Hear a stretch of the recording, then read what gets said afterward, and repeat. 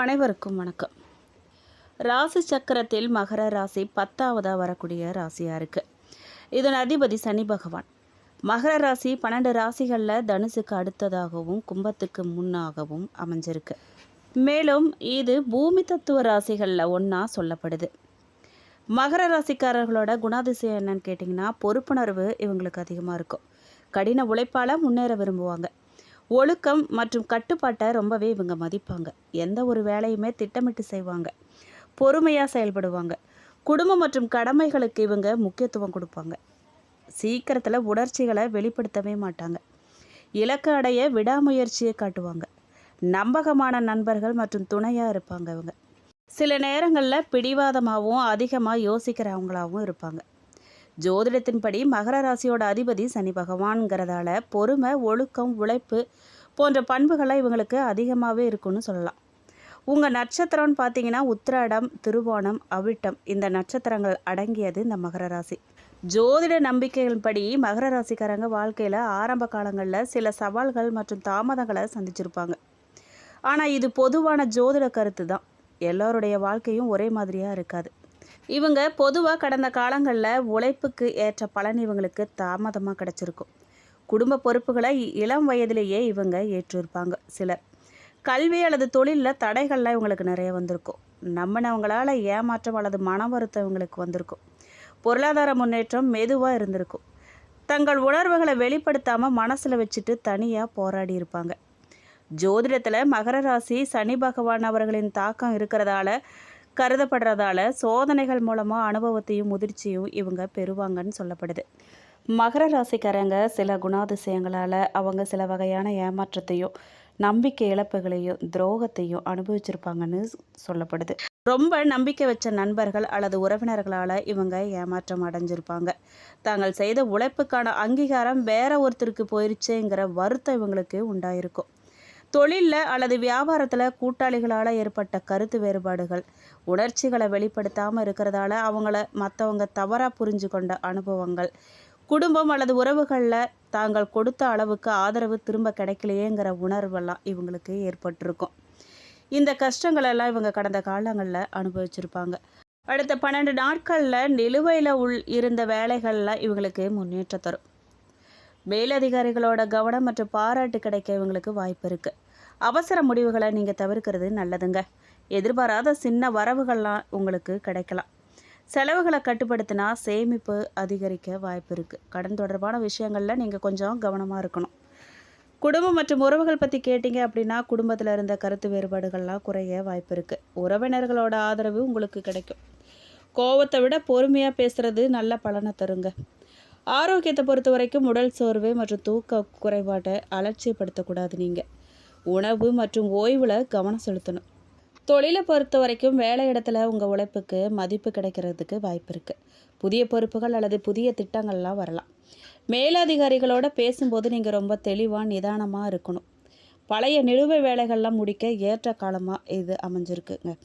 வியாபாரத்தை பொறுத்த வரைக்கும் வாடிக்கையாளர்களோட வருகை அல்லது விசாரணைகள்லாம் அதிகரிக்கும். பழைய வாடிக்கையாளர்கள் மூலமாக புதிய வாய்ப்புகள்லாம் உங்களுக்கு கிடைக்கும். கூட்டாளிகளோட பண விஷயங்களில் நீங்கள் கொஞ்சம் தெளிவான கணக்குகளை வச்சுருக்கிறது ரொம்ப நல்லதுங்க. பெரிய முதலீடுகள்லாம் செய்கிறதுக்கு முன்னாடி நல்லா ஆராயிறது ரொம்ப அவசியங்க. பண வரவை பற்றி கேட்டிங்க அப்படின்னா வருமானம் சீராக இருக்க வாய்ப்பு இருக்குது. அதே நேரத்தில் எதிர்பாராத செலவுகளுக்கும் வரலாங்க. கடன் கொடுக்கறது அல்லது வாங்கிறது குறித்து நீங்கள் கொஞ்சம் கவனமாக முடிவெடுக்கிறது ரொம்ப நல்லதுங்க. அவசர முடிவுகளை நீங்கள் தவிர்த்து திட்டமிட்டு செயல்பட்டீங்க அப்படின்னா இந்த 12 நாட்களில் நல்ல முன்னேற்றம் உங்களுக்கு கிடைக்கும். பழைய தொடர்புகள்லாம் மீண்டும் நீங்கள் அணுகிறது தொழில் அல்லது வியாபாரத்துக்கு பயன் தரக்கூடியதாக அமையலாம். நீங்கள் அவசர முடிவுகள்லாம் எடுக்காமல் திட்டமிட்டு நிதானமாக முடிவெடுக்கிறது, ஆராய்ந்து முடிவெடுக்கிறது உங்களுக்கு சாதகமான பலனையும் நல்லதாகவும் அமையும். ஒப்பந்தங்கள் அல்லது முதலீடுகள்லாம் நன்கு படித்து முடிவு செய்யுங்க. பெரிய பண பரிவர்த்தனைகளில் கூடுதல் கவனம் செலுத்துங்க. மற்றவங்களோட வாக்குறுதிகளை மட்டும் நம்பி முடிவு எடுக்காதீங்க. எப்போவுமே சில நாட்களில் யோசித்து எடுக்கும் முடிவு அவசர முடிவை விட சிறப்பாக அமையுங்க. முக்கியமாக வேலை, வியாபாரம், கல்வி அல்லது குடும்பம் தொடர்பான நீண்டகால முடிவுகள்லாம் இருந்துச்சு அப்படின்னா தேவையான தகவல்களை சேகரித்ததுக்கு அப்புறமா முடிவு செய்கிறது ரொம்ப நல்லது.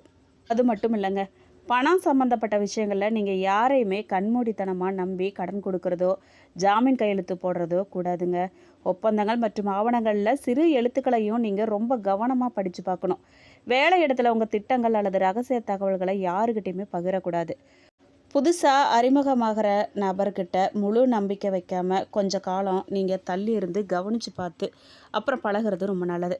குடும்பம் அது இல்லாத உறவுகள் கோவத்தில் பேசும் வார்த்தைகள் தேவையில்லாத பிரச்சனைகள்லாம் உருவாக்கும். அதனால் கொஞ்சம் நிதானத்தோடு நீங்கள் பேசுகிறது ரொம்ப நல்லது. வியாபாரத்தில் அதிக லாபம் தருவதாக கூறும் வாய்ப்புகளை நீங்கள் சரி பார்க்காம ஏற்கக்கூடாதுங்க.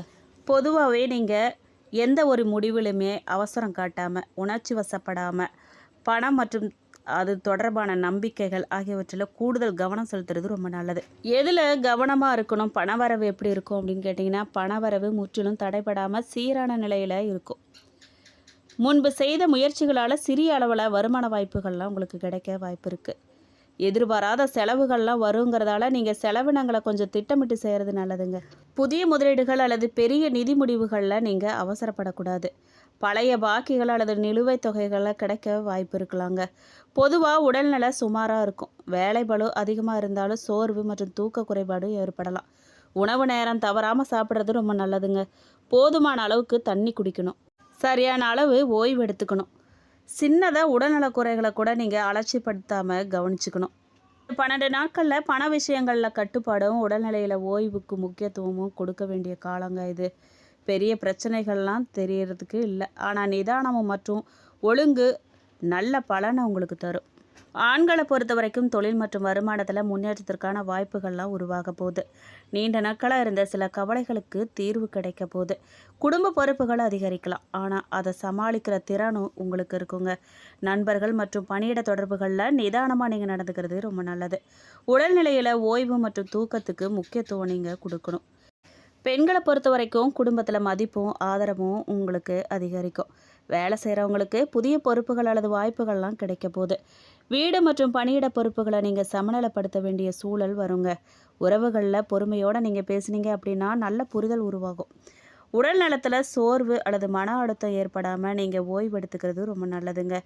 மேலும் உத்திராட நட்சத்திரம் 2, 3, 4 பாதக்காரர்களுக்கு முன்னேற்றம் முன்னையே லட்சியமாக கொண்டு வாழ்ந்து வரும் உங்களுக்கு நீங்கள் இந்த 12 நாட்களில் குழப்பத்துக்கு இடம் கொடுக்காமல் செயல்பட வேண்டிய நாட்களாக அமையுதுங்க. கடந்த கால அனுபவங்களை கொண்டு எடுத்த வேலைகளில் நீங்கள் கண்டிப்பாக வெற்றியடைவீங்க. உங்களோட அணுகுமுறையில் மாற்றம் ஏற்பட போகுது.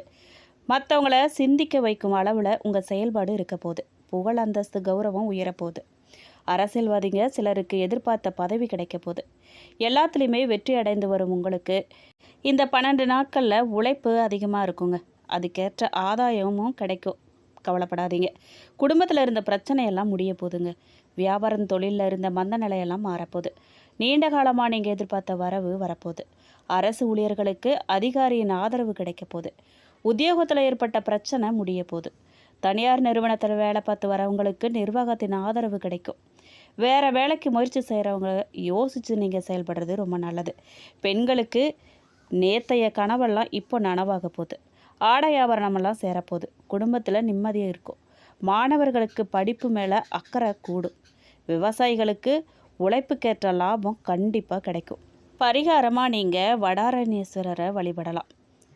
திருவோண நட்சத்திரக்காரர்களுக்கு ஒரு முடிவை எடுத்து அதை நோக்கி மட்டும் நடைபெறக்கூடிய உங்களுக்கு இந்த 12 நாட்களில் சனி பகவான் சகாயஸ்தானத்தில் சஞ்சரிக்கிறதால கடந்த 2 வருஷங்களாக தொடர்ந்து நெருக்கடிக்கு ஆளாகி வந்த உங்கள் வாழ்க்கையில் மாற்றம் ஏற்படுங்க. வருமானம் உயரும். கடன் தொல்லை விலகும். எதிரிகளால் ஏற்பட்ட சங்கடங்கள் நெருக்கடியெல்லாம் முடிய போகுது. செஞ்சுட்டு வரும் தொழில் லாபம் தரப்போகுது. மனக்குழப்பமெல்லாம் விலகப்போகுது. உழைப்புக்கேற்ற ஆதாயம் வெள்ளன்னு கவலை மாறப்போகுது. புதிய இடம் வீடு வாங்குகிற கனவு நனவாக்க போகுது. தொழிலை விரிவு செய்கிறதுக்காக நீங்கள் எடுக்கிற முயற்சி எல்லாமே வெற்றி தான். உங்கள் சுகஸ்தானாதிபதி செவ்வாய் சுகஸ்தானத்தில் ஆட்சியாக சஞ்சரிக்கிறதால உழைப்பாளர் நிலை உயரப்போகுது. உழைப்பை முதலீடாக வச்சு நடைபெறும் வேலை லாபம் தரப்போகுது.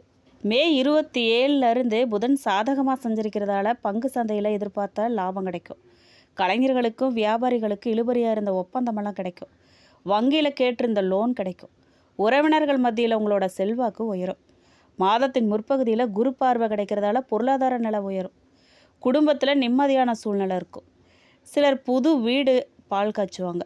சிலர் அடமானம் வச்சுருந்த சொத்துக்களெல்லாம் மீட்டெடுப்பாங்க.